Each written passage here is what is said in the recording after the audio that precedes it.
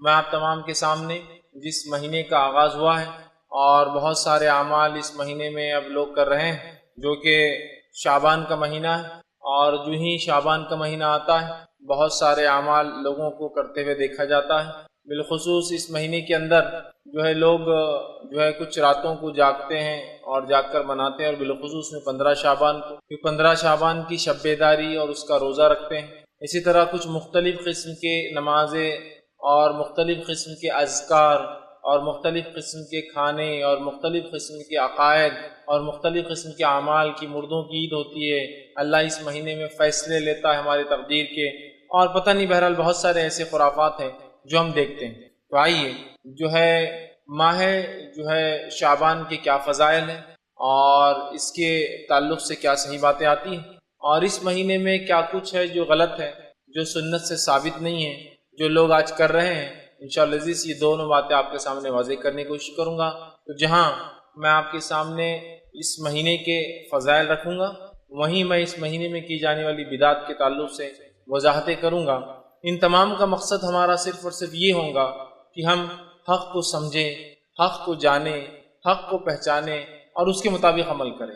یہاں ہمارا مقصد کسی قوم کو، کسی جماعت کو، کسی قسم کے لوگوں کو ذلیل کرنا، رسوا کرنا یا ان کے خلاف بات کرنا نہیں ہوگا، بلکہ ہمارا کھلا مقصد یہ ہوگا کہ ہم اپنی اصلاح کریں اور لوگوں کی اصلاح کے تعلق سے بات کریں۔ تو بہرحال میں آپ کے سامنے کچھ باتیں اب ماہ شعبان، اس کی حقیقت اور اس کے اندر جو اعمال لوگ کرتے ہیں اس کی حقیقت اور کیا حقیقت میں کرنا چاہیے، اس کے بارے میں کچھ باتیں آپ کے سامنے رکھنے کی کوشش کروں گا۔ سب سے پہلی چیز تو یہ کہ اللہ رب العزت نے دنیا میں جو ہمیں بھیجا، ہمیں پیدا کیا، یہاں بھیجا، اس پیدائش کا اور بھیجے جانے کا مقصد یہ ہے وما خلقت الجن والانس الا لیعبدون، کہ ہم نے جنوں اور انسانوں کو خالص اپنی عبادت کے لیے پیدا کیا ہے۔ تو میں اور آپ جس مقصد کے تحت دنیا میں آئے، مقصد کیا ہے؟ اللہ کی عبادت اور بندگی یاد رکھیں۔ تو میری اور آپ کی پیدائش کا مقصد اللہ کی بندگی ہے، اور یہ عبادت مستقل کرنا ہے، صبح شام دن رات، اٹھتے بیٹھتے اور سوتے جاگتے۔ عبادت کا کوئی خاص معنی اور مفہوم یہ نہیں ہے کہ کچھ چند راتوں کو جاگ لینا، چند دنوں کو منا لینا، چند کھانوں کو بنا لینا، چند لباس کپڑوں کو پہن لینا اور یہ عبادت ہوگی۔ نہیں، اللہ نے ہمارے پیدائش کا مقصد عبادت رکھا ہے، اور عبادت کا معنی یہ کہ صبح سے لے کر شام تک، اٹھنے سے لے کر سونے تک، اور پیدائش سے لے کر موت تک ہر عمل ہمارا شریعت کے مطابق ہو، اس کا معنی ہوتا ہے عبادت۔ یہ تو اللہ نے سورہ زاریات سورہ نمبر 51 آیت 56 میں فرمایا کہ ہم نے جنوں اور انسانوں کو اپنی عبادت کے لیے پیدا کیا۔ میری اور آپ کی پیدائش کا مقصد کیا ہے؟ اللہ کی عبادت۔ تو عبادت کا معنی یہ نہیں کہ چند راتوں کو جاگ لی، چند دنوں کو منا لی۔ عبادت کا معنی ہے ہر کام کتاب و سنت کے مطابق میں اور آپ کو کرنا ہے۔ یاد رکھیے یہی ہمارا مقصد ہے۔ اور یہ عبادت کب تک کرنا ہے، یہ عمل کب تک کرنا ہے؟ تو آئیے اللہ رب العزت کیا فرماتا ہے اس کے تعلق سے سورہ ہجر سورہ نمبر 15 اور اس کی آیت نمبر 98 اور 99 میں اللہ دیکھیے کیا فرماتا ہے کہ عبادت کب تک چلیں گے۔ اللہ نے فرمایا فَسَبِّحْ بِحَمْدِ رَبِّكَ وَكُن مِّنَ السَّاجِدِينَ، کہ اے نبی آپ اللہ کی حمد و ثنا کیجیے، بڑائی بیان کیجیے، تسبیح بیان کیجیے، اور آپ سجدہ کرنے والوں میں سے ہو، آپ سجدہ کریں۔ آگے فرمایا وَاعْبُدْ رَبَّكَ حَتَّى يَأْتِيَكَ الْيَقِينُ، اور آپ اپنے رب کی عبادت کرتے رہیے۔ ٹھیک ہے، اپنے رب کی عبادت کرتے رہیے کب تک؟ جب تک کہ آپ کو موت نہ آ جائے۔ ہماری پیدائش کا مقصد اللہ کی عبادت کو تب تک کرنا ہے جب تک ہم مر نہ جائے، اس لیے کہ آیت کیا فرمائی وَاعْبُدْ رَبَّكَ حَتَّى يَأْتِيَكَ الْيَقِينُ، اپنے رب کی عبادت کرتے رہے محمد صلی اللہ علیہ وسلم جب تک کہ تجھے موت نہ آ جائے۔ تو پتہ چلا مجھے اور آپ کو اللہ کی عبادت کرنا ہے کب تک؟ موت تک۔ مطلب انسان جب بالغ ہو جاتا ہے تب سے لے کر موت تک عبادت کرنا، یہ میری اور آپ کی زندگی کا مقصد ہونا چاہیے۔ ٹھیک، اب ہم دیکھتے ہیں مسلمانوں کی اکثریت نے کچھ خاص دنوں اور کچھ خاص راتوں کو ایسی اہمیت دے دی جو شریعت نے نہیں دی، اور کچھ ایسے خاص اعمال اس میں جوڑ لیے، لگا لیے، بنا لیے جو شریعت کی طرف سے دیے گئے نہیں ہیں، مطلب شریعت کی طرف سے سینکشن نہیں ہے۔ یہ پرسنلی انہوں نے اس چیز کو طے کر لیا کہ اس کے یہ فائدے ہوں گے، لہٰذا یہ کام کو ہم ایسے کریں، اور ان عبادتوں کے اندر ہم لگ چکے ہیں۔ اور ہم دیکھتے ہیں کچھ راتوں کے تعلق سے، چونکہ جب بھی شعبان کا مہینہ آتا ہے تو ایک رات کا تذکرہ جس کو اتنی اہمیت دی جاتی ہے کہ اللہ ہم پر رحم کرے، شب قدر سے زیادہ اس رات کو اہمیت دی جاتی ہے، وہ ہے 15 شعبان۔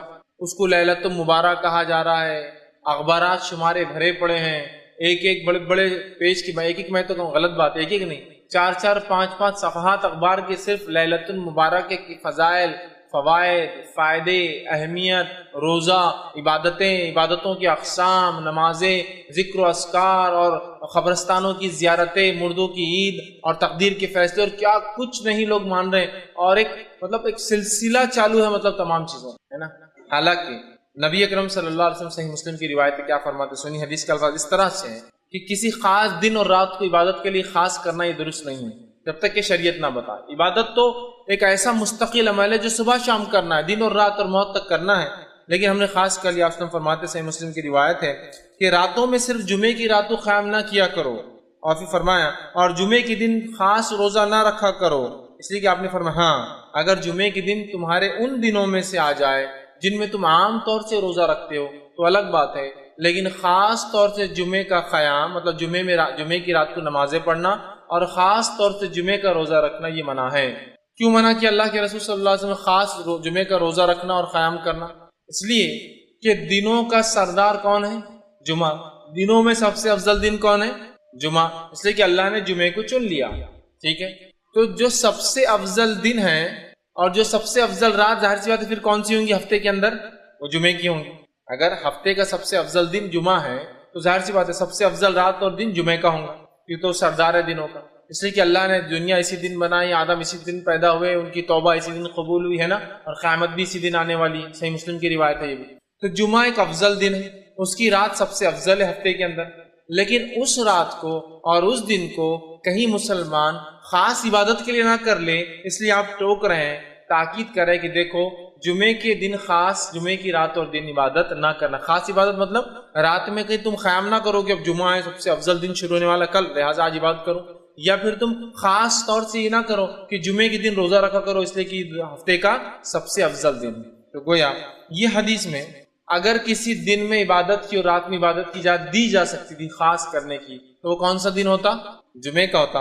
تو اللہ کے رسول نے جڑی کاٹ دی خاص عبادت کی کہ کسی خاص دن اور رات کرنا، کہا جمعے کو عبادت نہ کرو خاص۔ ہاں یہ الگ بات ہے کہ تم روزے رکھتے ہو، عام روزے یا ایام 20 جو چاند کی بیچ کی تاریخی 12 13 اور 14 کا روزہ ہوتا ہے، اور ان روزوں کے بیچ میں جمعہ بھی آ جائے، سمجھ رہے آپ، تو پھر تو آپ جمعہ کا رکھ سکتے ہیں، لیکن خاص طور سے کسی رات کی عبادت اور کسی دن کے روزے سے آپ نے روکا۔ یہ بات میں اس لیے واضح کر رہا ہوں کہ اس مہینے کے اندر خاص طور سے ایک رات کو عبادت کا بنایا جاتا ہے جس کی عبادت کی اہمیت بتائی نہیں گئی ہے، جس کو کرنے کا حکم نہیں دیا گیا ہے، اور جس کو سب سے افضل جماعت صحابہ نے نہیں کیا، ہم لوگ اس کو مناتے اور کرتے ہیں۔ اس وجہ سے میں نے صحیح مسلم کی روایت رکھی کہ ہم کسی دن اور کسی رات کو من مطابق اپنے دل سے خاص نہیں کر سکتے ہیں۔ اسی طرح جو ہے نبی اکرم صلی اللہ علیہ وسلم ہر رات عبادت کرتے ہیں، اور اتنی عبادت کرتے ہیں کہ آپ صلی اللہ علیہ وسلم کے پیر میں ورم آ جاتے ہیں، پیر اتنے موٹے ہو جاتے سجن سے کہ ایسا لگتا پھٹ جائیں گے، اس کو کہتے ہیں ورم آ جانا۔ مائی عائشہ رضی اللہ عنہا ایک مرتبہ فرماتی ہیں، صحیح مسلم کی روایت آپ نے فرمایا کہ اللہ کے رسول آپ راتوں کو طویل قیام کرتے ہیں، پھر فرمایا اور آپ کے پاؤں مبارک پھٹنے لگتے ہیں، اس موٹے ہو جاتے ہیں، تو آپ جو ہے حالانکہ آپ کو اللہ نے بخش دیا، آپ کے اگلے پچھلے گناہ معاف ہے، پھر کیوں اتنی آپ مشقت کرتے ہیں، پھر کیوں اتنی آپ عبادت کرتے ہیں؟ تو آپ صلی اللہ علیہ وسلم نے فرمایا اور کہا اے عائشہ کیا میں جو اللہ کا شکر گزار بندہ نہ بنوں؟ کہ عائشہ یہ بات تو ٹھیک ہے کہ میرے گناہ اللہ نے معاف کر دیے، اگلے پچھلے سب معاف ہے، لیکن کیا میں اللہ کا شکر گزار بندہ نہ بنوں؟ تو نبی اکرم صلی اللہ علیہ وسلم اللہ کے شکر میں اتنی عبادت کرتے اور ہر رات کرتے، خاص نہیں ہر رات کرتے، تو ظاہر سی بات ہے 15 کو بھی کرتے ہوں گے، ہر رات کرتے تھے آپ، لیکن خاص نہیں کیا آپ نے، یاد رکھیں، تو ہر رات کرتے، اتنی کرتے کہ آپ کے پیروں پر جو ہے سجن آ جاتی، یاد رکھیں، موٹے ہو جاتے۔ اسی طرح کی ایک روایت صحیح مسلم اور بخاری دونوں میں آتی، متفق علیہ، ایک بار ایک صحابی نے اللہ کے رسول صلی اللہ علیہ وسلم سوال کیا، اللہ کے رسول آپ راتوں کو اتنی عبادت کیوں کرتے ہیں کہ ورم سے آپ کے پیر سوج جاتے ہیں، حالانکہ اللہ نے آپ کے پچھلے اور اگلے گناہ معاف کر دیے ہیں؟ تب اللہ کے رسول صلی اللہ علیہ وسلم نے ان کو بھی یہ کہا افلا اکون عبدا شکورا، کہ میں اللہ کا شکر گزار بندہ نہ بنوں؟ اس لیے میں جو ہے راتوں کی عبادت کرتا ہوں، لیکن اللہ کے رسول عام طور سے راتوں کو جاگتے ہیں اور عام طور سے عبادت کرتے ہیں، خاص طور سے کسی رات کو آپ نے فضیلت نہیں بتائی ہے سوائے اس کے جو ثابت ہو، اور وہ صرف رات کی اگر عبادت کی کوئی فضیلت ہے تو وہ کون سی رات ہے؟ شب قدر کی رات ہے، اس کے علاوہ نہیں۔ اب اسی طرح ہم دیکھتے ہیں آپ صلی اللہ علیہ وسلم ہمیشہ کا معمول عبادت کا تھا، آپ نمازیں قائم کرتے تھے، ٹھیک اسی طرح جو ہے نبی اکرم صلی اللہ علیہ وسلم کے تعلق سے جو ماہ شعبان کی فضیلت آتی ہے، جو فضائل آپ نے شعبان کے بتایا ہے، وہ فضائل کیا ہے میں آپ کے سامنے رکھ دیتا ہوں۔ اب ان فضائل کو سن کر آپ کو پتہ چل جائیں گے کیا اس مہینے میں کرنا ہے، باقی تمام چیزیں آپ سمجھ لی ہو جائیں گے، ٹھیک۔ آئیے اس کے فضائل میں آپ نے کیا فرمایا اور کیا کہا، اس تعلق سے جو حدیثیں آتی ہیں وہ یاد رکھیں، صرف 2 ہی ایسی روایتیں ہیں جس میں اللہ کے رسول صلی اللہ علیہ وسلم اس کی فضائل بتائے۔ پہلی متفق علیہ روایت، صحیح بخاری اور صحیح مسلم کی روایت ہے، آپ صلی اللہ علیہ وسلم فرماتے ہیں، عائشہ رضی اللہ عنہا فرماتی ہے کہ رسول اکرم صلی اللہ علیہ وسلم اس مہینے اتنے روزے رکھتے کہ اس کو چھوڑتے نہیں، مطلب اللہ کے رسول، حدیث کے الفاظ یوں ہیں، رسول اللہ صلی اللہ علیہ وسلم روزے رکھتے تھے یہاں تک کہ ہم کہتے تھے کہ آپ روزے نہیں چھوڑتے، پھر روزے چھوڑ دیتے تھے یہاں تک کہ ہم جو ہے سمجھتے تھے کہ آپ روزے نہیں رکھیں گے، اور میں نے رسول اکرم صلی اللہ علیہ وسلم کو کبھی بھی کسی مہینے میں مکمل مہینے کے روزے رکھتے ہوئے نہیں دیکھے سوائے رمضان المبارک کے، اور اللہ کے رسول صلی اللہ علیہ وسلم کو شعبان سے زیادہ کسی مہینے کے روزے رکھتے ہوئے نہیں دیکھا گیا۔ تو پتہ چلا نبی اکرم صلی اللہ علیہ وسلم شعبان کا پورا مہینہ روزہ رکھتے تھے، اور اس کے علاوہ رمضان کا رکھتے تھے، اور اس کے علاوہ کسی مہینے کے کمپلیٹ روزے آپ نہیں رکھتے۔ تو یہ شعبان کی ایک فضیلت ہے کہ نبی اکرم صلی اللہ علیہ وسلم اس مہینے میں کمپلیٹ پورا مہینہ روزہ رکھتے تھے۔ تو اگر کوئی شخص شعبان کو منانا چاہے، شعبان کی فضیلت کا فائدہ اٹھانا چاہے، تو اسے یہ کام کرنا چاہیے کہ جتنے ہو سکتے ہیں وہ شعبان میں روزے رکھے، لیکن تاکید یہاں یہ کروں گا کہ آپ کو اس چیز کا خیال رکھنا چاہیے کہیں ایسا نہ ہو کہ شعبان کے روزے کے چکر میں آپ رمضان خراب نہ کر دیں۔ مطلب آپ کو اگر کمزوری ہے، کوئی بیماری ہے، تو پھر مت رکھیے آپ شعبان کی، ورنہ کیا ہوگا، آپ شعبان تو رکھ لیں گے، رمضان خراب ہو جائیں گے، اس لیے ٹھیک۔ لیکن اللہ کے رسول صلی اللہ علیہ وسلم اگر کسی مہینے کے مکمل روزے رکھتے بعد رمضان کے، تو وہ کون سا مہینہ ہوتا ہے؟ شعبان کا مہینہ ہوتا ہے۔ شعبان کے مہینے کے روزے آپ کمپلیٹ رکھتے، یہ کس کی فضیلت۔ اسی طرح آپ صلی اللہ علیہ وسلم کے تعلق سے آتا ہے، ابو داؤد کی روایت ہے، حضرت عائشہ رضی اللہ عنہ فرماتی اور کہتی تھی رسول اکرم صلی اللہ علیہ وسلم کو روزوں کے لیے سب سے محبوب مہینہ شعبان تھا، پھر آپ صلی اللہ علیہ وسلم اس کے بعد رمضان کے روزے رکھتے تھے۔ تو آپ صلی اللہ علیہ وسلم شعبان کا پورا مہینہ روزہ رکھتے تھے، کمپلیٹ منتھ یاد رکھیں۔ ہم بھی کوشش کر سکتے ہیں جتنا ہو سکے آپ اس میں رکھیں۔ اب شعبان کے یہ روزے اللہ کے رسول صلی اللہ علیہ وسلم جو رکھتے تھے، ٹھیک، اس کے بارے میں جو ہے اور ایک روایت آتی ہے جو جامع ترمذی کی آپ نے فرمایا کہا، جو ہے راوی کہتے ہیں کہ میں نے نبی اکرم صلی اللہ علیہ وسلم شعبان سے زیادہ کسی مہینے کے روزے رکھتے ہوئے نہیں دیکھا، آپ اس میں روزے رکھتے تھے سوائے چند ایام کے، بلکہ آپ پورے مہینے کے ہی روزے رکھتے تھے۔ اور ام سلمہ رضی اللہ عنہ فرماتی ہے، یہ جو ہے روایت کے الفاظ ایسے ہیں، آپ نے فرمایا میں نے نبی اکرم صلی اللہ علیہ وسلم کو مسلسل روزے رکھتے ہوئے نہیں دیکھا سوائے شعبان اور رمضان کی۔ تو ایک فضیلت تو شعبان کی کیا ہے، آپ اور ہم کوشش کریں اس میں جتنے ہو سکتے زیادہ سے زیادہ روزے رکھیں۔ اب شعبان میں اللہ کے رسول کیوں زیادہ روزے رکھتے تھے، اس کی وجہ کیا ہے؟ وہ وجہ حدیث میں اس طرح سے آتی ہے کہ اسامہ بن زید رضی اللہ عنہ فرماتے ہیں کہ رسول اکرم صلی اللہ علیہ وسلم نے سوال کیا کہ اللہ کے رسول، آپ کو کسی مہینے میں اتنے روزے رکھتے ہوئے نہیں دیکھا گیا جتنے روزے آپ شعبان میں رکھتے، کیوں؟ صحابی نے سوال کیا اللہ کے رسول، آپ کو جتنے روزے شعبان میں رکھتے ہوئے دیکھا گیا اتنے روزے تو آپ کبھی نہیں رکھتے شعبان کے علاوہ، ایسا کیوں؟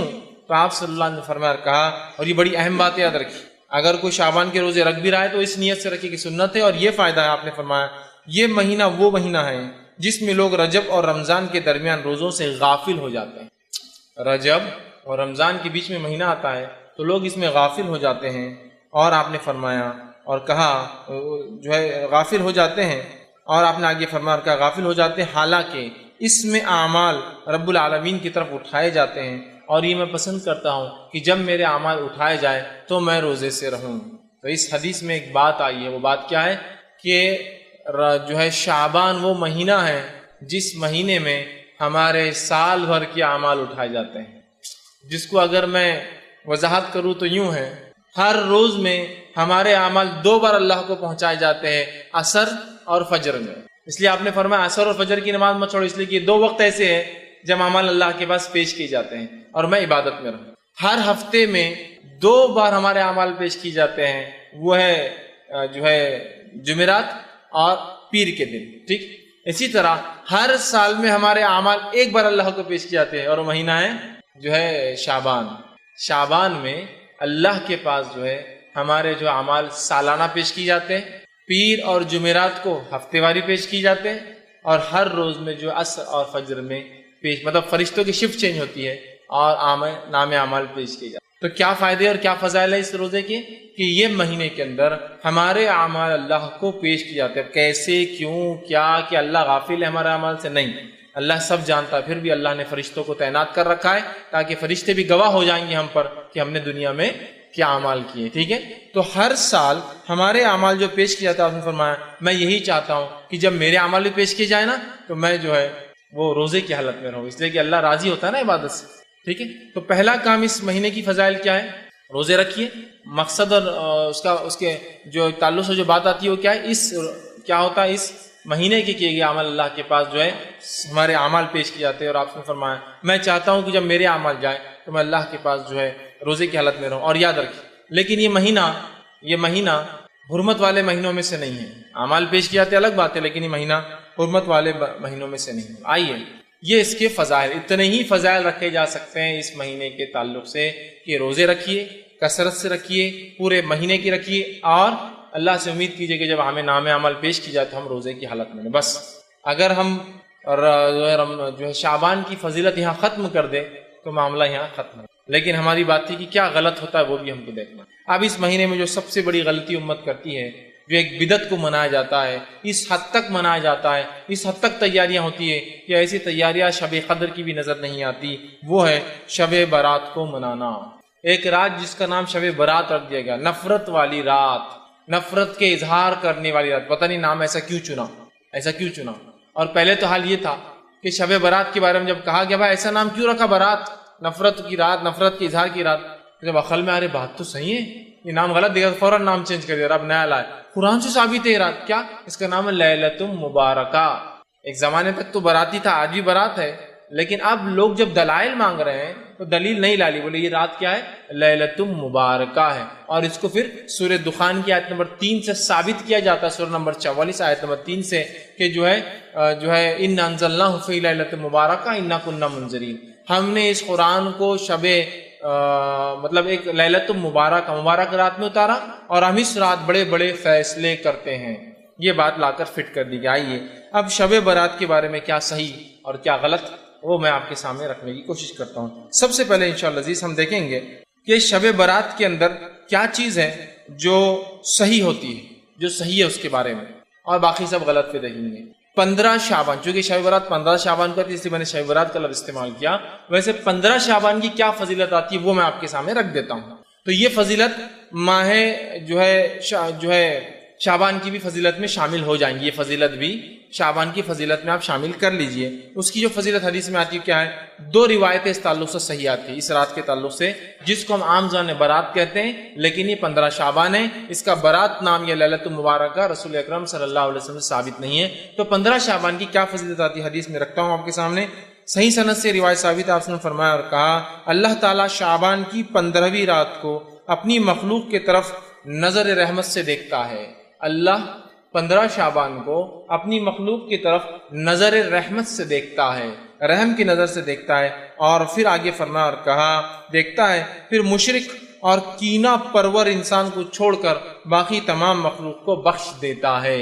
تو یہ شعبان کی فضیلت بھی ہے اور 15 شعبان کی فضیلت ہے۔ اللہ تعالیٰ 15 شعبان کو اپنے مخلوق کو نظر رحمت سے دیکھتا ہے اور 2 لوگوں کو چھوڑ کر سب کو بخش دیتا ہے۔ پہلا مشرک، کافر مطلب، دوسرا کینہ پرور، جس کے دل میں دوسروں کے بارے میں بغض ہے، برائی ہے، حسد رکھتا ہے، جلن رکھتا ہے، یہ 2 لوگوں کی معافی نہیں ہوتی۔ یہ صحیح روایت ہے۔ دوسری حدیث اس طرح سے آتی ہے، اور جو ہے وہ حدیث اس طرح سے ہے کہ علامہ ناصر الالبانی نے اس کو جامع صحیح الجامع کے اندر روایت کیا کہ حدیث کے الفاظ اس طرح، بے شک اللہ تعالیٰ شعبان کی 15ویں رات کو اپنے بندوں پر رحمت سے نظر ڈالتا ہے، پھر مومنوں کو معاف کر دیتا ہے، کافروں کو ڈھیل دیتا ہے، اور کینہ پرور لوگوں کو چھوڑ دیتا ہے، یہاں تک کہ اپنے دلوں سے کینے کو نکال دے۔ تو کیا ہوتا ہے 15 شعبان کو؟ پہلا، اللہ مومنوں کو معاف کر دیتا ہے، کافروں کو ڈھیل دے دیتا ہے کہ اگلے سال تک مہلت ہے، اور اس کے بعد کینہ پرور لوگوں کو چھوڑ دیتا ہے، بازو رکھ دیتا ہے جب تک کہ وہ اپنے کینہ سے توبہ نہ کر لے۔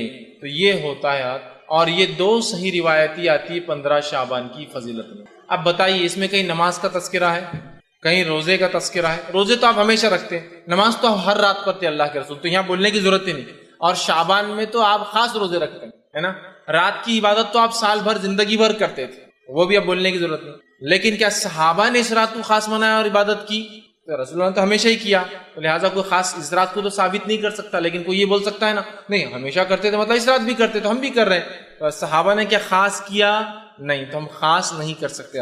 یہ دو روایتیں یاد رکھیے اس تعلق سے صحیح آتی ہیں۔ اب اس کے تعلق سے باقی جتنی روایتیں آتی یاد رکھیے وہ سب غلط ہے، اس مہینے کے تعلق سے بھی فضائل میں، اور اس کے علاوہ 15 شعبان کے تعلق سے۔ آئیے اس مہینے کے فضائل میں جو ضعیف اور موضوع روایتیں بیان کی جاتی ہیں، اس میں پہلی ہے کہ شعبان جو ہے میرا مہینہ ہے اور رمضان اللہ کا، رسول فرماتے شعبان میرا مہینہ اور رمضان اللہ کا مہینہ ہے، یہ روایت یاد رکھیے موضوع ہے۔ اس کے فضائل میں جو بیان کیا تھا یہ مہینہ اللہ کے رسول کا ہے، موضوع روایت۔ دوسری روایت جو اس مہینے کے تعلق سے بیان کی جاتی ہے وہ روایت اس طرح سے ہے جس کو یوں بیان کیا جاتا ہے کہ رسول اللہ صلی اللہ علیہ وسلم، حدیث کے الفاظ اس طرح سے میں عائشہ کے تعلق سے فرمایا تھا، عائشہ نے فرمایا کہ اللہ کے رسول صلی اللہ علیہ وسلم ان کے پاس آئے اور اچانک وہاں سے نکل کر چلے گئے۔ حضرت عائشہ پیچھے پیچھے کے، مطلب اللہ کے رسول ایک مرتبہ حضرت عائشہ کے پاس آئے، سوئے اور اچانک اٹھ کر چلے گئے۔ میں عائشہ وہ روایت کے الفاظ ایسے جو کہ یاد رکھی ضعیف ہے، ٹھیک ہے، اور یہ روایت جو ہے ابن ماجہ کی ہے۔ اللہ کے رسول رات اٹھے اور چلے گئے، میں عائشہ خاموش خاموش ان کے پیچھے دوڑتی دوڑتی گئی اور دیکھتی ہے کہ آپ بقیع میں گئے۔ بقیع میں جانے کے بعد آپ نے جو ہے ان کے لیے دعا کی، اور جو ہے دعا کرنے کے بعد گھر واپس آئے۔ میں عائشہ رضی اللہ عنہا جو پیچھے پیچھے گئی تھی، اللہ کے رسول نے دیکھ لیا، آ کر پوچھا کہ عائشہ تمہیں ایسا اندیشہ تھا کہ اللہ اور اس کا رسول تم پر ظلم کریں گے؟ مطلب ایسی کوئی بات ہے جو تم کو نہیں بتائیں گے اور خاموشی سے عبادت کر لیں گے؟ تو انہوں نے کہا اللہ کے رسول صلی اللہ علیہ وسلم مجھے یہ شک ہوا کہ آپ شاید اپنی دوسری بیویوں کے پاس گئے ہیں، لہٰذا میں پیچھے پیچھے آئی۔ تب اللہ کے رسول ان سے کہا، لیکن یہ روایت ضعیف ہے، فرمایا اور الفاظ یوں ہیں اس طرح سے، بے شک اللہ تبارک و تعالیٰ شعبان کی 15ویں رات کو آسمان دنیا پہ اترتا ہے، پھر اتنے لوگوں کی مغفرت کر دیتا ہے جتنے بنو کل کی بکریوں کے بال ہے۔ یہ روایت یاد رکھیے لیکن صحیح نہیں ہے، ضعیف ہے کہ وہ اللہ کے رسول آئے ہیں، عائشہ سو رہی تھی، اٹھ کر گئے، وہ پیچھے گئی، آپ بقیع میں گئے، جنت البقیع جو قبرستان ہے، بقیع غرقد قبرستان ہے، آپ نے دعا کی، پھر اللہ کے رسول پلٹے تو بھاگ کر آئی، آ کر سو گئی۔ اللہ کے رسول سے پوچھا کیا تم مجھ پر شک کرتی ہو؟ تو کہا نہیں، بس مجھے ایسا لگا کہ آپ دوسرے بیویوں کے پاس تو نہیں چلے گئے، مطلب اللہ کے رسول ناانصافی کر رہے تھے حدیث کے مطابق، ضعیف روایت۔ پھر آ کے سو گئی، کہا مجھے ڈر تھا کہ آپ شاید دوسری بیوی کے پاس چلے گئے۔ پھر اللہ کے رسول نے کہا نہیں، میں تو اس لیے گیا کہ آج کی رات اللہ اتنے لوگوں کی مغفرت کرتا ہے جتنے بنو بکریاں ہوتی ہے۔ یہ روایت ضعیف ہے، جبکہ صحیح حدیث میں کیا الفاظ آ چکے ہیں، اللہ تمام مومنوں کو بخش دیتا ہے۔ اب کیا خاص ہے، بکریوں کے بالوں کے برابر تو ایک لمٹ ہو گیا نا، تمام مومنوں کو بخش دیتا ہے، حدیث کے الفاظ ہے، اور وہ صحیح، اور اس کے مقابلے میں یہ ضعیف روایت ہے۔ اسی طرح جو ہے نبی اکرم صلی اللہ علیہ وسلم سے جو بات صحیح سند سے ثابت ہے اس واقعے کے تعلق سے، وہ کیا ہے میں آپ کو بتاتا ہوں۔ اس واقعے میں یہ سب باتیں ہیں جو اس واقعے میں تھی، سوائے وہ شک کرنے کا معاملہ چھوڑ کہ میں جو آپ دوسری بیوی کے پاس گئے، سب باتیں ہیں، لیکن 15 شعبان کا کہیں لفظ نہیں، یہ بات خاص ہے۔ بہت سے لوگ بولتے دیکھو آپ نے اس حدیث کو ضعیف بولانا، صحیح مسلم میں روایت آتی ہے، 15 شعبان خاص نہیں ہے۔ اس میں کیا الفاظ آئیے میں آپ کو سناتا ہوں۔ میں عائشہ رضی اللہ عنہا جو ہے کہ حجرے میں اللہ کے رسول سو رہے تھے، حضرت عائشہ کا بیان ہے کہ نبی صلی اللہ علیہ وسلم ایک رات اٹھے، میرے پاس تھے، اور جو ہے آپ جو چادر اوڑے ہوئے تھے وہ بازو رکھی اور جوتوں کو اتارا اور انہیں اپنے ساتھ، مطلب آپ آئے، جوتے اتارے، چادر جو حضرت عائشہ اوڑی ہوئی تھی اس کو آگے بچھایا اور اس کے اوپر لیٹ گئے، میرے سر کے پاس آپ کا سر تھا۔ اس کے بعد وہ کہتی ہے ابھی کچھ دیر گزری تھی کہ آپ صلی اللہ علیہ وسلم نے یہ سمجھا کہ میں سو گئی ہوں، آپ آہستہ سے اٹھے، اٹھ کر چادر اٹھا کر اتاری، جوتا پہنا اور دروازہ کھول کر باہر نکلے، پھر دروازہ آہستہ سے بند کر دیا۔ میں اٹھی اور اپنے جو ہے سر میں چادر کو میں نے سر پر اوڑا اور دوپٹہ اوڑا اور اپنی چادر لپیٹ کے میں بھی ان کے پیچھے جو ہے نکل پڑی، پیچھے پیچھے چل پڑی۔ آپ صلی اللہ علیہ وسلم بقی پہنچے، بقی میں کافی دیر تک کھڑے رہے، وہاں اپنے 2 سے 3 مرتبہ ہاتھوں کو آسمان کی طرف بلند کیا، وہاں آپ کچھ دعائیں کر رہے تھے، اس کے بعد اللہ کے رسول دعا کر کے پلٹے، پھر میں بھی پلٹی، اللہ کے رسول تھوڑا تیز چلے تو میں بھی تیز بھاگی کہ جلدی پہنچو، آپ ہلو ہوتے تو میں بھی ہلو ہوتی، اور میں گھر میں آئی اور آ کر جلدی سے بستر پر سو گئی، چونکہ اللہ کے رسول کافی تیز چل رہے تھے، میں بھی تیز آئی تو میری سانس پھول رہی تھی، سینہ اوپر نیچے ہو رہا تھا۔ پھر وہ کہتی ہے آپ صلی اللہ علیہ وسلم میری طرف دیکھا، فرمایا عائشہ تمہیں کیا ہوا ہے، تمہاری سانس کیوں پھول رہی ہے؟ تو فرمایا میں نے کہا کچھ نہیں، کوئی بات نہیں، ویسی سانس پھول رہی میری۔ پھر اللہ کے رسول نے فرمایا یا تو تم خبر دو یا مجھے بتا دو، یا مجھے اللہ تبارک و تعالیٰ جو باریک بین ہے وہ اوپر سے وہی بھیج دیں گا تم کیا کر رہی تھی بول کر، مطلب یا تو تم بول دو کیا ہوا یا تو اللہ ہمیں کو بتا دیں گا وحی کے ذریعے۔ تب آپ نے فرمایا اور کہا، میں نے کہا میری ماں باپ آپ پر قربان، پھر میں آپ کو سب بتا دیتی ہوں، ضرورت نہیں آپ کو کسی سے جبرائیل علیہ السلام سے پوچھنے کی، میں پھر آپ کو بتا دیتی ہوں کیا ہوا۔ اور فرمایا آپ سے انہوں نے کہا کہ آپ نے فرمایا اچھا تو وہ تمہارا سایہ تھا جو میرے آگے چل رہا تھا؟ نے فرمایا کہ آپ جب تیز چل رہے تھے تو ایک سایہ تھا جو آگے چل رہا تھا، لیکن آپ کو نہیں پتا کون تھا وہ۔ تو کہا اچھا تو کیا وہ تمہارا، مطلب آپ پورا بھاپ گئے کیا ہوا، وہ سانس جو چل رہی تھی چلنے کی وجہ سے، اچھا تو کیا وہ تمہارا سایہ تھا جو میرے آگے چل رہا تھا؟ تمہاری عائشہ نے کہا جی ہاں وہ میرا سایہ تھا جو آپ کے آگے چل رہا تھا۔ پھر آپ نے فرمایا اور میرے سینے پر اپنی ہتھیلی سے اس طرح سے مارا کہ مجھے تھوڑی سی تکلیف ہوئی، ایسا مارا آپ تھوڑی تکلیف کی، مطلب تم باہر نکلی تھی اور اس طرح سے مجھے سینے پر مارا جس کی تکلیف مجھے تھوڑی سی محسوس ہوئی۔ اس کے بعد آپ صلی اللہ علیہ وسلم نے فرمایا اور کہا تمہارا خیال کیا تھا کہ اللہ اور اس کے رسول تم پر ظلم کریں گے؟ تمہارا کیا خیال تھا کہ میں اور اللہ اور اس کے رسول تم پر ظلم کریں گے؟ میں نے دل میں کہا لوگ چاہتے ہیں چاہے چھپائیں، اللہ تعالیٰ تو جان لینے والا ہے، ہاں واقعتاً اللہ تعالیٰ سب کچھ جانتا ہے۔ مطلب حضرت عائشہ دل میں سوچنے لگی کہ چھپا کیا فائدہ کیا، اللہ تو جانتا ہے۔ ان کے دل میں ایک وہ تھا کہ کہاں جا رہے ہیں وہ، ایک تھوڑا سا وہ تھا۔ پھر آپ نے فرمایا اور کہا، حدیث کے الفاظ صحیح مسلم کی روایت ہے جو پڑھ رہا ہوں یہ صحیح ہے، آپ نے فرمایا اور کہا جب تم نے دیکھا تو اس وقت میرے پاس جبرائیل علیہ السلام آئے۔ اب سنو کیا ہوا تھا، جب تم نے مجھے دیکھا میں اٹھ کر جا رہا ہوں تو جبرائیل میرے پاس آئے تھے اور انہوں نے تم سے چھپتے ہوئے مجھے آہستہ سے آواز دی، تو میں نے بھی تم سے چھپاتے ہوئے ان کو آہستہ سے جواب دیا، لیکن جبرائیل ہمارے کمرے میں داخل نہیں ہو سکتے تھے اس لیے کہ تم نے پورے کپڑے پہنے ہوئے نہیں تھے، لہٰذا وہ باہر رکے ہوئے تھے اور وہ مجھے آہستہ سے کلام کر رہے تھے، میں آہستہ سے جواب دے رہا تھا، اور جو ہے انہوں نے مجھے جگایا اور مجھے جو ہے خوف تھا، چونکہ مجھے ایسا لگا تم سو رہی ہو تو مجھے خوف تھا کہیں تم نیند سے اٹھ نہ جاؤ، اس لیے میں نے تمہیں نہیں جگایا اور خاموشی چلا گیا، اور میں نے خاموشی سے اس لیے گیا کہ تم اکیلے رہنے سے ڈرتی ہو مجھے پتا ہے رات میں، لہٰذا میں نے چپکے سے دروازہ بند کیا کہیں تم اٹھ نہ جاؤ۔ مطلب اللہ کے رسول سمجھ جاتا ہے کہ وہ سو رہی ہے لیکن وہ سو نہیں رہتی۔ حدیث سے بھی پتہ چل اللہ کے رسول صلی اللہ علیہ وسلم غائب کا علم نہیں تھا، ورنہ آپ کو پتہ چل جاتا تھا کہ عائشہ سو رہی ہے نہیں سو رہی ہے، پیچھے کون تھا آگے کون تھا، بہرحال تو مجھے لگا اور تم ڈرتی ہو اس لیے میں نے سوچا کہ تم خوف میں مبتلا نہ ہو جاؤ، خاموشی چلا گیا۔ جبرائیل علیہ السلام نے مجھ سے کہا کہ آپ کے رب نے حکم دیا ہے کہ آپ اہل بقی کے پاس جائیں اور وہاں جا کے ان کے لیے مغفرت کی دعا کرے۔ میں عائشہ رضی اللہ عنہا انہوں نے کہا اور فرمایا میں نے اس کے لیے کیسے دعا کروں؟ حضرت عائشہ نے کہا کہ اب میں ان کے لیے کیسے دعا کروں، آپ نے تو دعا کر لی۔ پھر اللہ کے رسول صلی اللہ علیہ وسلم نے فرمایا اور کہا ان کے لیے تم دعا کیا کرو، اور ایک دعا جو ہے سکھائی۔ یہ صحیح مسلم کی روایت ہے۔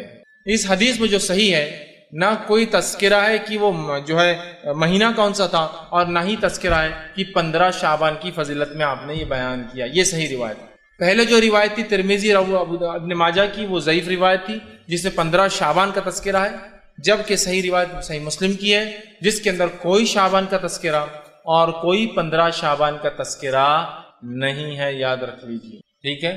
یہ ایک کوئی رات تھی۔ اس کے تعلق سے شرح میں محدثین لکھتے ہیں یہ رات جس رات اللہ کے رسول بقی گئے تھے اور یہ واقعہ ہوا، یہ آپ کی وفات سے 5 دن پہلے کا واقعہ ہے، یہ جو ہے 7 ربیع الاول کا واقعہ ہے۔ بہرحال جو بھی رہا ہوگا، مقصد یہ تھا کہ بقی والوں کی فضیلت بتائی جائے، نبی کی دعا کی اہمیت بتائی جائے، اور بقی والوں کی فضیلت کی نبی نے ان کے لیے دعا کی، مغفرت کی دعا کی، اور اس سے ایک بات اور قبرستان جا کر مغفرت کی دعا کی جا سکتی، یہ بھی پتہ چلا۔ یہ مسائل اس سے نکلتے ہیں۔ اس کے علاوہ نہ شعبان کا تذکرہ ہے نہ 15 شعبان کا تذکرہ ہے۔ اب ہم کیا کرتے ہیں، نہیں اللہ کے رسول بقی گئے تھے، ہر کوئی قبرستان جا رہا ہے، وہ اللہ کے رسول کے لیے خاص عمل تھا ایک رات میں جانے کا۔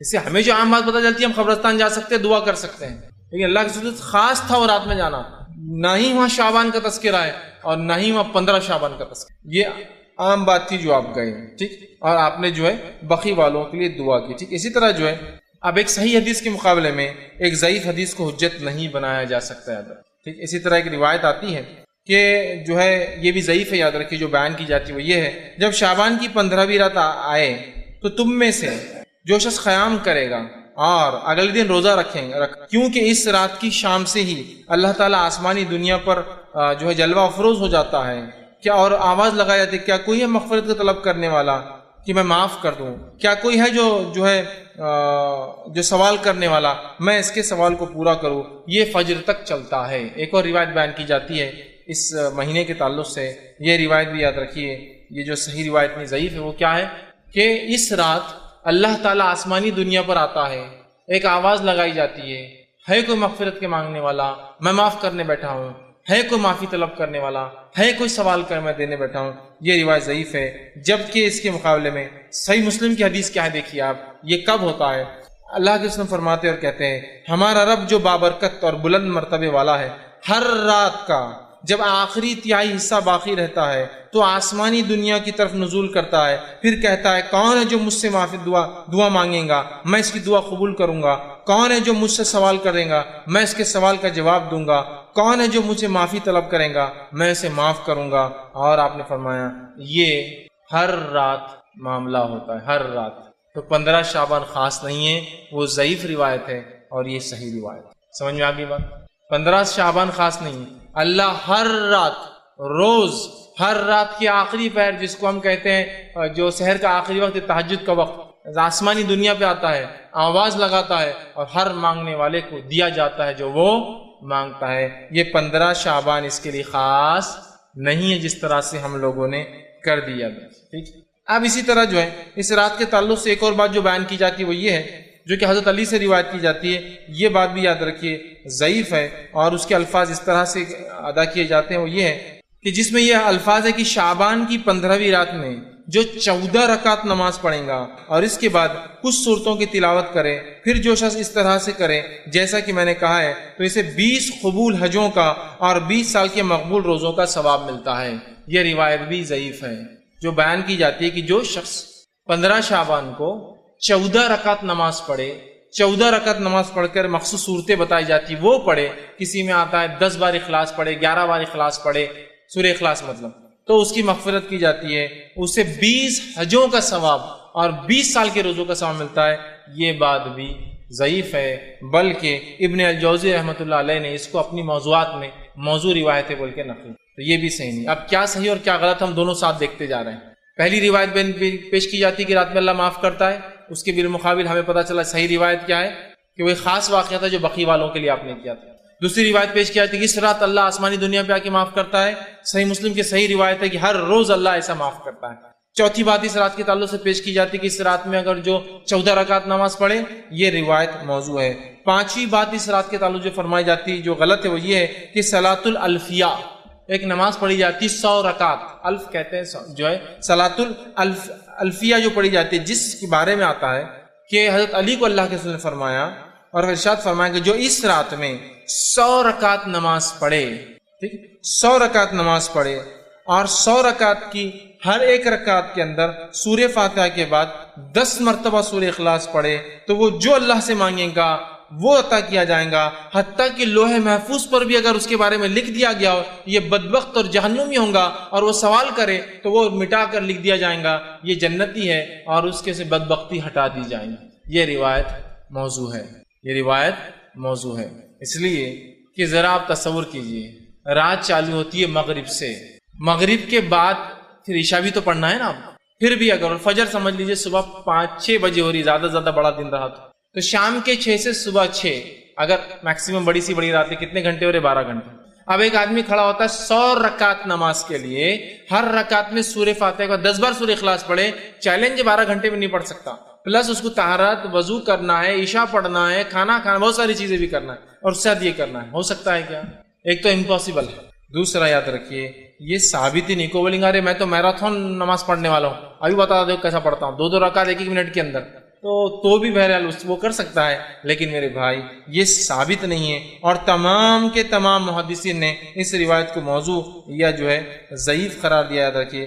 اور ہم کو اس معاملے میں سوچنا چاہیے۔ تو یہ وہ چیزیں ہیں جو خاص طور سے شعبان میں اور شب برات کے تعلق سے بیان کی جاتی، اس کی کوئی حقیقت نہیں۔ اب اس کے علاوہ بہت سے لوگ اور بھی نمازیں پڑھتے ہیں، ایسا کہ جو نمازیں چھوٹ جاتی ہے زندگی بھر کی ہے نا، اس کے لیے ایک نماز پڑھی جاتی ہے کہ بھائی وہ پوری زندگی بھر کی خزائے عمری بول کر کے پڑھ لیتے ہیں، یہ بھی ثابت نہیں ہے۔ باقی نمازوں کے تعلق سے جو ضعیف اور موضوع روایت ہے وہ تو رکھ دیا، یہ نماز تو ثابت ہی نہیں کہ خزائے عمری بول کے کوئی نماز ہو، اور بہت سارے اعمال کرتے۔ اسی طرح جو ہے شب برات میں اب کیا کرنا چاہیے، یا 15 شعبان کو، میں شب برات کیوں کہہ رہا ہوں پھر میں دہرا رہا ہوں، اس لیے کہ لوگ اس کو اسی نام سے پہچانتے اس رات۔ پھر 15 شعبان کو کیا کرنا چاہیے؟ جب آپ کہہ رہے ہیں یہ سب غلط ہے، پھر ہم کیا کریں؟ تو 15 شعبان کے لیے جو تیاری ہم کر سکتے ہیں وہ 2 کام ہیں۔ کیا کرنا ہے؟ پہلا، اپنے ایمان کو مضبوط لوگ جن کے تمام اعمال جو نیکیاں انہوں نے کی ہے وہ برباد ہو جاتے ہیں، اور ان تمام اعمال جو برباد کرنے والے 2 عمل میں نے آپ کے سامنے رکھے تھے، جس میں سے پہلا ہم نے دیکھا تھا ارتداد کرنا، کسی شخص کا مرتد ہو جانا۔ پھر ہم نے یہ بھی دیکھا تھا کہ اس کے لیے کوئی ضروری نہیں کہ انسان اپنی زبان سے کوئی بات کہے، بلکہ وہ اپنے عقیدے میں تبدیلی لا لے، ایمان اور عقیدے میں شک اختیار کر لے، دین کی کسی بات کو برا ماننا شروع کر دے، کسی چیز کا انکار کرنا شروع کر دے، تو وہ مرتد ہو جاتا ہے یاد رکھیے، اور اس کے تمام اعمال برباد ہو جاتے ہیں۔ دوسرا ہم نے دیکھا تھا عمل اسی کے اندر یاد رکھیے، اللہ تعالیٰ کی عبادت میں کسی کو شریک ٹھہرانا، اللہ رب العزت کی عبادت میں کسی کو شریک ٹھہرانا یاد رکھیے، یہ بھی انسان کے تمام اعمال برباد کر دیتا ہے، نیکیوں کو برباد کر دیتا ہے۔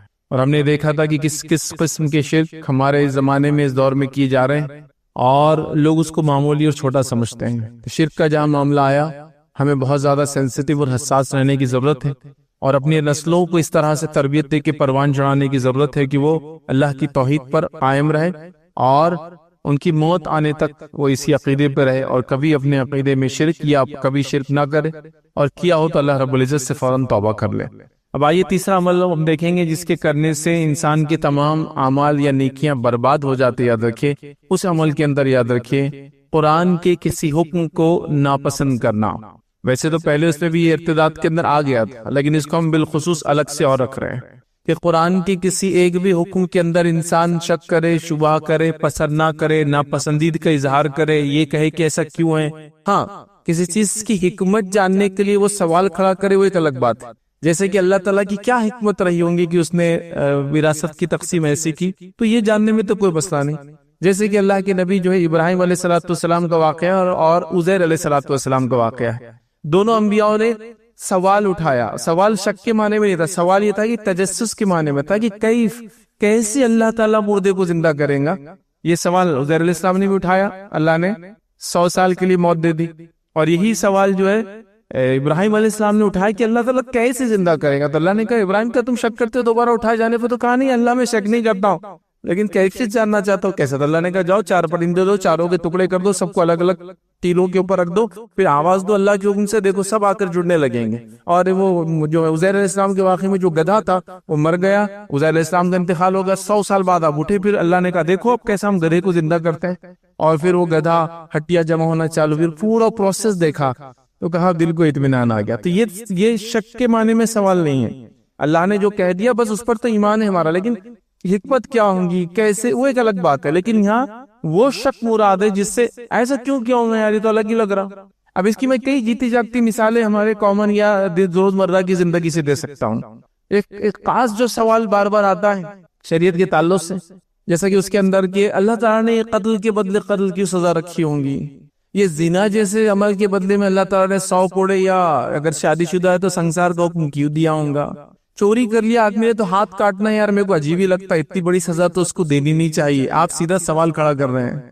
اللہ رب العزت نے جس نے حکم جاری کر دیا، دنیا کے حکام، دنیا کی حکومتیں جب اپنے فیصلوں کو رائج کر دیتی ہے تو آپ کو کوئی حق نہیں بنتا اس کے خلاف بات کرنے کا۔ اگر آپ خلاف بات کریں گے تو آپ پہ سیڈیشن کا کیس ہوتا ہے، ملک کے خلاف بغاوت کا کیس ہوتا ہے۔ اور اللہ تعالیٰ کی شریعت جو ذات جس نے کائنات کو بنایا وہ ہمارے شہرک سے قریب ہے، وہ ہماری ذات سے کئی گنا بہتر جانتا ہے، اس نے جب احکام دے دیا آپ اس پر شک اٹھا رہے ہیں۔ ایسا نہیں ہونا تھا یار، وہ زیادہ ہو جا رہی۔ لیکن یہ عجیب بات ہے کہ کبھی اگر یہ معاملہ اگر میں وہ ہوں جس پہ ظلم ہوا ہے تو پھر میں چاہتا ہوں اس سے ڈبل سزا ملنا چاہیے، ایک موت نہیں اس کے پورے خاندان کو مار دینا چاہیے، میرے ایک فرد کو مارا تھا۔ لیکن جب اپنا معاملہ سوال کھڑا کر دیا آپ نے، یا ایک سوال ہم بار بار دیکھتے ہیں جب ہوتا ہے وراثت کا مسئلہ آتا ہے تو خواتین کی طرف سے وہ سوال اٹھتا ہے کہ اللہ تعالیٰ نے ایسے کیسے خواتین کو آدھا حصہ دے دیا. اب مسئلہ یہ ہے کہ اللہ تعالیٰ کی آپ حکمت پر شک کر رہے ہیں. تو کسی بھی احکام کا ادب تو بہت ساری چیزیں، حجاب کا وہ کس لیے حکم دے دیا، بہت مشکل ہوتی ہے. حجاب نہیں دینا تھا، باقی سب صحیح تھا. تو آپ نے اگر اس کو برائی کے معنی سے کہا تو بہت ڈینجر ہے. سمجھانے کے لیے کبھی کبھار انسان ایکسپلین کرنے کے لیے کہتا ہے کہ اگر نہ ہوتا تو کیا ہوتا، لیکن یہاں آپ سوال کر رہے نہیں ہونا چاہیے تھا، یہ ظلم ہے. یا ایک اور مسئلہ ہے جس کے اندر خواتین، ویسے مرد بھی اس میں بڑھ چڑھ کر حصہ لیتے ہیں، کچھ زیادہ اس میں حد سے تجاوز کرتے ہیں، لیکن بہرحال وہ انکار نہیں کرتے ہیں. لیکن یہ چیز بھی دیکھی گئی کہ خواتین کی طرف سے یہ سوال آتا ہے کہ اللہ رب العزت نے ایک سے زیادہ نکاح کا حکم کیوں دیا. سیدھا سوال. آپ کو پتا ہے قرآن کی ایک بھی آیت پر اگر انسان نے ایسا سوال اٹھایا تو وہی کافر ہو جاتا ہے. کسی بھی ایک بات ایسا سوال اٹھائے یہ تو صحیح نہیں. حتیٰ کہ یہ بات تو ویسٹرن کلچر، ویسٹرن میڈیا اور سوشل میڈیا کے دور میں خواتین کے اندر اتنی بھر دی گئی ہے کہ نعوذ باللہ خاتون نے ایک مرتبہ کال کیا اور کال کر کے وہ مجھ سے کہنے لگی کیا نعوذ باللہ اللہ تعالیٰ مرد ہے، سارے احکامات مرد کے فائدے کے لیے. سبحان اللہ. یہ جملے کفریہ جملے سیدھے سیدھے، چونکہ اللہ تعالیٰ کو باعث یک طرفہ ایک جینڈر کے لیے، سبحان اللہ، ایک تو اللہ کو بھی اس نے ایک جینڈر دینے کی کوشش کی کہ مرد ہے کیا، نعوذ باللہ، اور یہ کیا. تو یہ سب جب وہ دب ہوتا ہے، یاد رکھیے جب بچوں کو تعلیم نہیں ملتی ہے، بچپن میں وہ تربیت نہیں دی جاتی ہے، دینا چاہیے. میں کسی حکم پہ عمل نہیں کر رہا ہوں کسی وجہ سے، لیکن میں اس حکم کو مانتا ہوں کہ اللہ کی طرف سے مجھ سے عمل نہیں ہو رہا ہے، میں گناہ گار ہوں، یہ بھی مانتا ہوں میں اپنے آپ. جیسے مثال کے طور پہ کوئی شخص یہ کہے کہ روزے فرض ہے، ہر شخص رکھنا چاہیے، مجھ سے نہیں ہو رہے، یقیناً میں گناہ گار ہوں، تو یہاں اس کو روزہ نہیں رکھنے گناہ ملیں گے، لیکن اس کے ایمان میں کوئی کمی نہیں. یاد رکھے. لیکن کوئی شخص یہ کہے کہ روزے نہیں ہونا چاہیے تھے، خواہ وخواہ کی تکلیف دیکھو، اب گرمی کے موسم میں آ گئے، سبحان اللہ، تو اس نے کیا کیا؟ قرآن کے حکم کو جھٹلایا، اس قرآن کے حکم پہ سوال کیا. اللہ تعالیٰ کی حکمت کے تعلق سے لوگ سوالات اٹھا رہے ہیں. تو لہٰذا ایسا جو شخص بھی کرتا ہے اس کے اعمال غارت ہو جاتے ہیں. اللہ رب العزت نے اس بات کو قرآن میں یوں فرمایا اور کہا ذَلِكَ بِأَنَّهُمْ كَرِهُوا مَا أَنزَلَ اللَّهُ فَأَحْبَطَ أَعْمَالَهُمْ.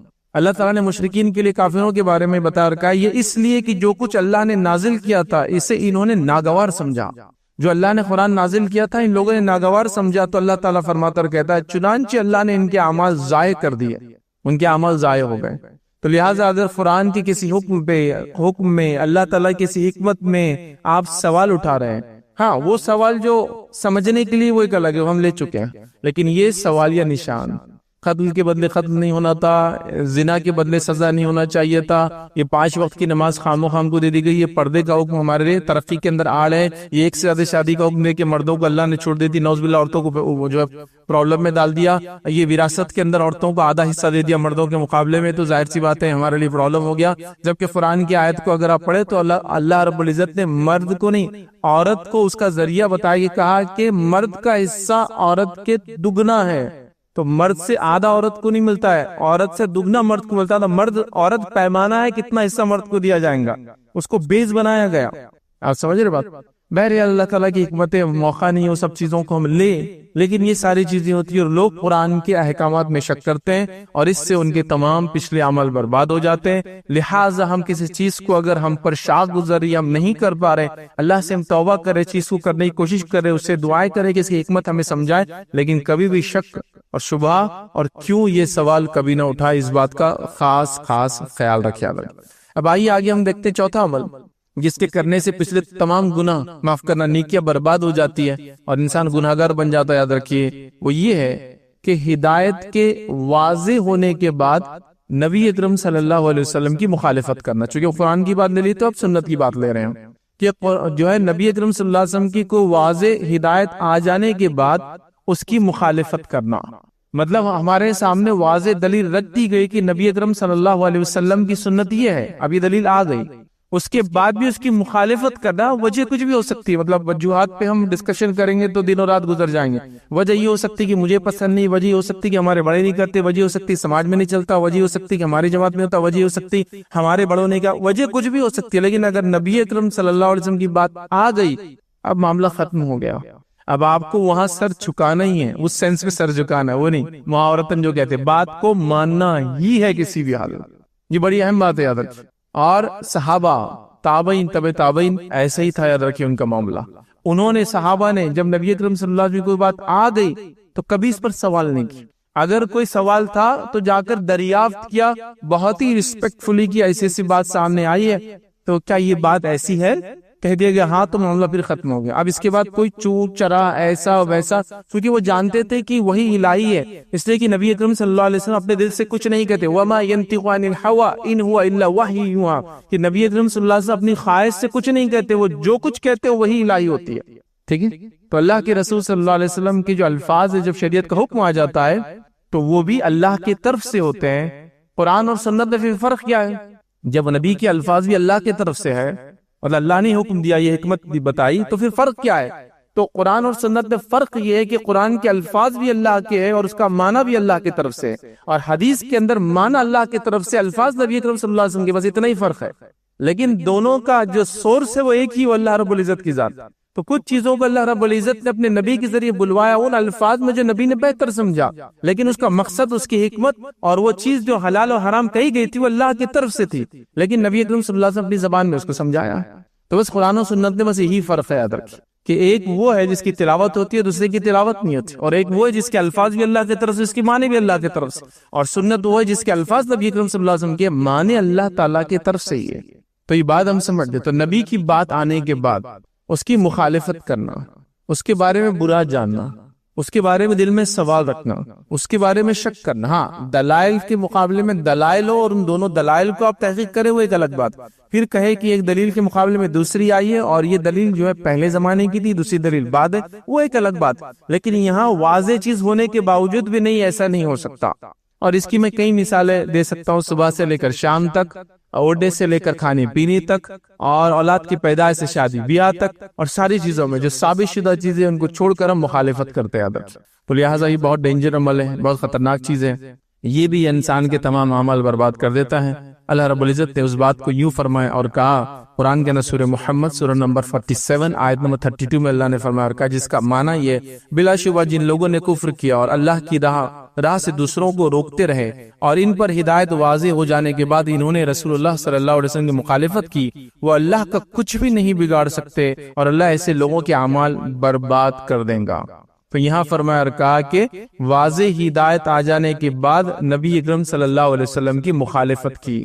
تو واضح ہدایت آ جانے کے بعد، واضح دلیل آ جانے کے بعد، سنت ثابت ہو جانے کے بعد ہم نبی اکرم صلی اللہ علیہ وسلم کی اس بات کا خاص خیال رکھیں کبھی مخالفت نہ کرے، چونکہ اس سے ہمارے پچھلے اعمال سارے برباد ہو جاتے ہیں، یاد رکھیں.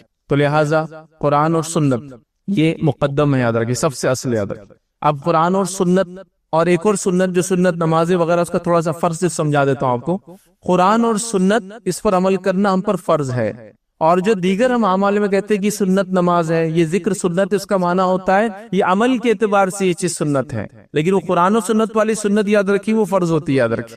کبھی کبھار ہوتا ہے جب قرآن و سنت پہ عمل کرنا فرض ہے تو لوگ کہتے ہیں کیا سنت نماز پڑھنا بھی فرض ہے؟ نہیں، وہ معنی میں نہیں.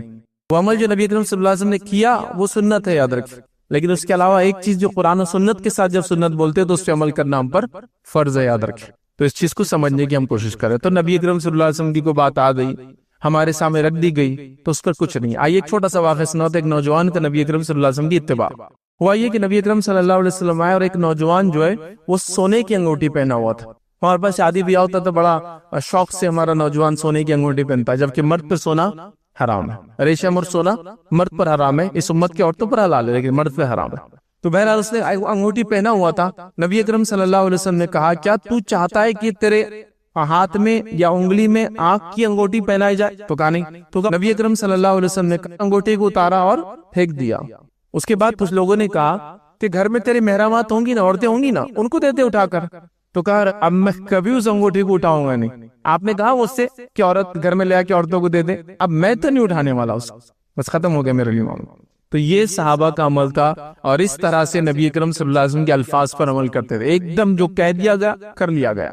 تو یہ ان کا طریقہ تھا. نبی اکرم صلی اللہ علیہ وسلم نماز پڑھا رہے ہیں، نماز میں آپ جوتوں کے اندر نماز پڑھاتے، صحابہ بھی جوتوں میں پڑھتے تھے. مسجد نبی ریت کی تھی، ٹھیک ہے، اور اس کے اندر اوپر چھالے وغیرہ تھی، تو عام طور سے نمازیں ایسی پڑھتے تھے، اللہ کے رسول جوتے میں پڑھتے تھے. تو آپ ابو داؤد کی روایت نماز پڑھ رہے تھے اور نماز کی حالت میں ہم نے جوتوں کو بازو کر دیا اتار. سارے صحابہ نے کر لیا. جب نماز ہوئی تو نبی اکرم صلی اللہ علیہ وسلم نے کہا میرے اصحاب تم لوگوں نے ایسے کیوں کیا کہ میں نے جوتا اتارا تم نے اتار دیا؟